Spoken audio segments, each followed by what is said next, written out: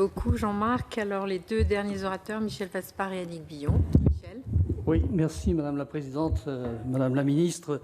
Nous terminons juste, puisque ça a été présenté ce matin en commission, un rapport sur la performance et la gouvernance des grands ports français et ses conséquences. Et cette mission a duré 6 mois, et je dois vous dire qu'on a eu quand même beaucoup de surprises. Beaucoup de surprises, mais plutôt des mauvaises surprises, parce qu'en définitive, et je parle avant la crise du Covid, bien entendu, nous sommes totalement décrochés par un certain nombre de ports, notamment les ports du Nord, mais aussi par les ports méditerranéens qui, pour certains d'entre eux, ont été rachetés par les Chinois. Donc c'est de l'activité en moins pour les ports français, ou en tout cas pas suffisamment de l'activité en progression. Et par exemple, si je prends simplement que les containers, nous estimons dans notre rapport qu'il nous manque en création d'emplois entre 30 et 70 000 emplois par rapport à ce qu'ont pu faire les ports du Nord en matière de développement du container et par rapport à ce que nous n'avons pas su faire.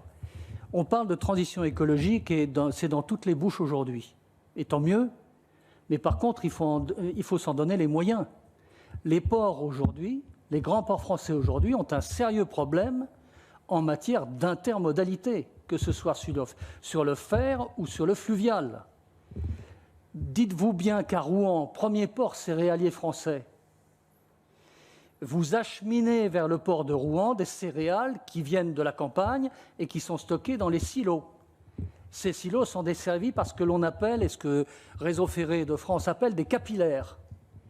Les capillaires sont en tellement mauvais état qu'on envisage de transférer les transports qui se font actuellement en fer sur la route. Alors on peut parler de transition énergétique quand on a des exemples de ce type.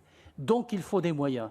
Et dans notre rapport, nous avons chiffré un certain nombre de moyens supplémentaires qui peuvent être mis pour essayer de redonner de la performance à nos grands ports français et donc à l'industrie en général et aux entreprises. Et je terminerai mon propos, Madame, par ma crainte. Et une crainte fondée, encore plus fondée après cette mission, sur la présence chinoise à bas bruit partout. Des ports sont rachetés, des terminaux entiers sont rachetés. Nous avons la chance en France d'avoir le 3e armateur mondial. Et je parle des armateurs transporteurs de marchandises, avec un risque stratégique et souverain de voir passer cet armateur dans d'autres mains. C'est un risque. Et ce risque-là, il faut que le ministère en soit conscient et qu'on ne laisse pas faire les choses. Je vous le dis parce qu'on en a l'intime conviction, tous autant qu'on est, à travers de ce rapport de mission. Merci beaucoup, Michel. Et de cette génération-là. Fret ferroviaire, c'est un petit... Fret ferroviaire, c'est un des objets sur lesquels on veut travailler dans le plan de relance.